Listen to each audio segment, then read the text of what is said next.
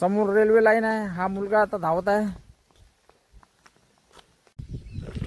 नमस्कार. आता आम्ही सांगितल्याप्रमाणे आपण आता पुसदा गावी आलो आहे नागपंचमी निमित्त. आता ही बघा, ही आमच्या पाठीमागं तुम्हाला ही नदी दिसते आहे. ही नदी 12 महिने दुधडी बनून व्हायची.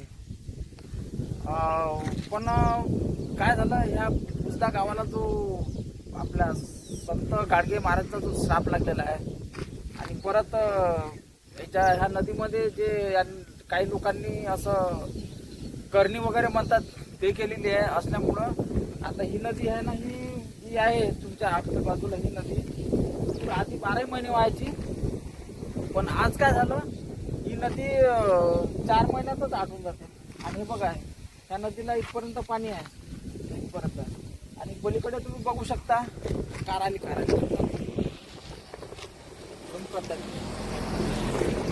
आणि पलीकडे तुम्ही बघू शकता आता ही एकच नदी आहे. एकच नदी आहे. तिथं बघा, इथं पाच काय म्हणजे काय केलेलं आहे, हे इथं आहे ना, ह्या इथे खूप मोठा खड्डा खोदलेला आहे आणि त्याच्यामध्ये जे आपण वाटाचा जो गोटा असतो, गोटा असा उलटा त्याच्यामध्ये रोवलेला असल्यामुळे इथं पाणी आता पाण्याचा स्रोत इथंच थांबलेला आहे. म्हणजे पाणी इथं पुढे पाणीच नाही तिथे. आणि तिथं 2-3 यांचे स्वतःच जीव गेलेला आहे पोहता. त्यामुळं हा आपल्या पुसदा गावाला एक भयंकर प्रकारचा असा हा श्राप लागलेला आहे.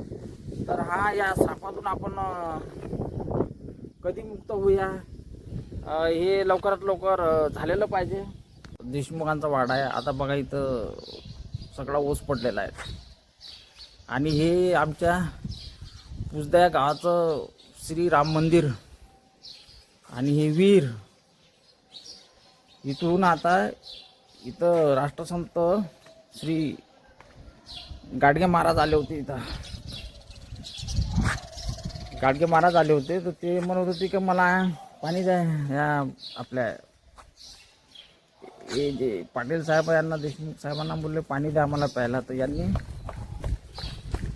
त्या साहेबांनी हे इथं नाली होती आधी, बघा हे बघू शकता तुम्ही, या नालीचं पाणी त्यांना प्यायला लावलं होतं.